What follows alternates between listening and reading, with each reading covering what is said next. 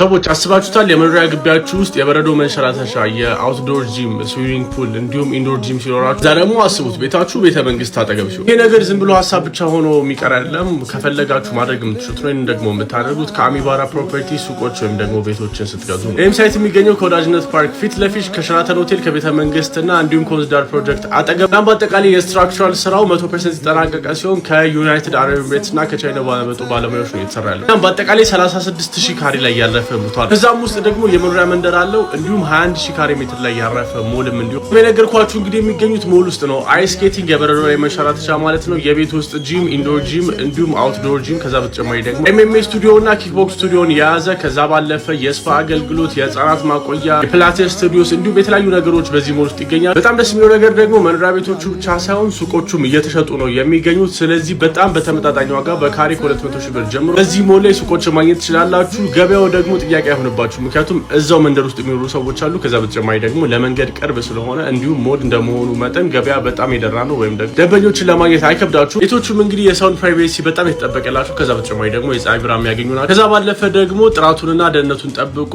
ልቀቱን ጠብቆ የተሰሩ ቤቶች ናቸው። ስለዚህ ሱቆችንም ሆነ ቤቶችን ስትገዙ የምትገዙት ሱቅና ቤት ብቻ ሲሆን ሌግዥሪ ሆነ ወይም ደግሞ ቅንጡ የህይወት መርህ ነው። ስለዚህ በዚህ ሳይት ላይ ቤቶችንና ሱቆችን መግዛት የምትፈልጉ ሰዎች ካላችሁ እንግዲህ በእነዚህ አድራሻዎቻችሁ ልታገኟቸው ትችላላችሁ።